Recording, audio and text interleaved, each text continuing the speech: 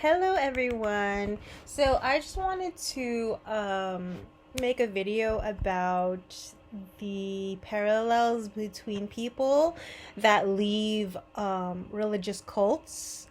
And we're talking about extreme religious cults, and then people who leave gangs. Now, I don't know too much about gangs. I know how the history of gangs emerged in the United States. And I'm not an expert on it, but there are some gangs that promote, a type of lifestyle, like a dangerous lifestyle. And, when I meet with some of my clients, they are leaving that lifestyle and they are joining civilian life, if you want to call it that. And I notice a lot of parallels between, my history of leaving a religious cult, and I can see myself in these clients. Like, obviously our stories are not exactly the same, but the fundamental big picture is leaving a system of power, a very strong system of power that promotes a sense of comfortability. It promotes a sense of unity, so to speak, as in you are part of a group, and your identity it's almost like your identity becomes, or that group becomes part of your identity. It's so deeply ingrained in your identity. So for whatever reason, when people leave, and it could be for a multitude of reasons, they just evolve out of that lifestyle. Maybe they realize, a person that was part of a gang, was indoctrinated into that lifestyle early, leaving a toxic home, or, in my case, leaving a system of power that I was born into. Like, I didn't choose to be born in a cult. That was not my choice, and due to colonization and the emergence of extremist Christianity, and that was introduced to the Philippines, and that was part of my identity for a long time. And so I recognize that, a lot of these people that leave have trauma backgrounds, because the same threat detection center is enlarged and over aroused. That threat detection center, called the amygdala, that's like part of the limbic system, and it's part of the animal part of the reptilian brain. That's the first part of the brain to evolve before the prefrontal cortex, and the prefrontal cortex is responsible for abstract thinking, rational decision making.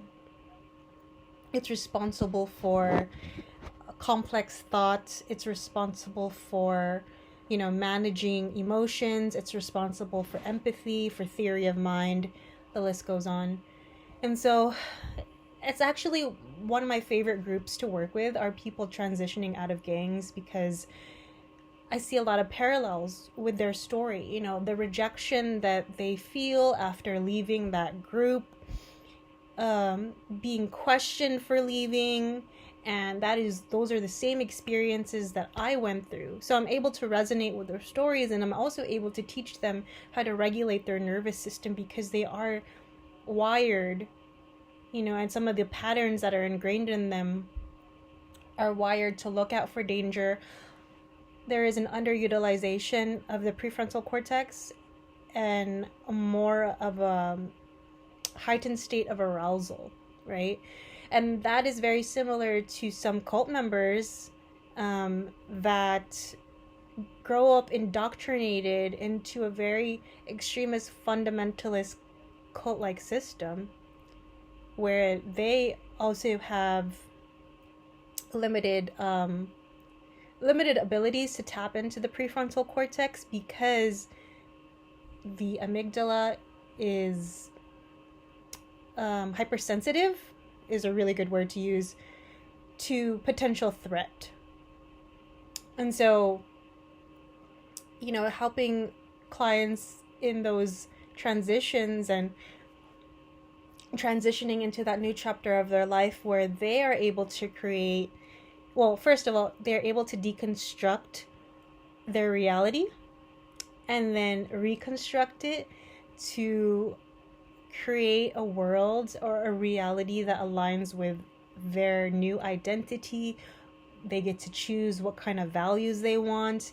And a lot of people, a good majority of men and women who join gangs, it's for various reasons, right? But I've noticed a theme that a lot of clients join gangs because the environment that they grow up in is very toxic. So they try to leave, they go out of the home, they meet people who are in similar situations, and they create families within the gang.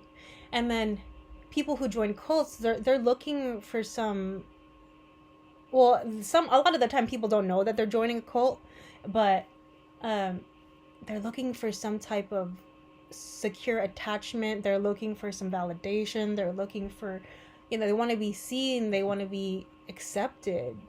And I think at the very core fundamental, the very core fundamental need that is that a gang and a fundamentalist cult, and I'm not saying that the indoctrination is the same process, right? But the deep core root of both of them is the need to feel accepted.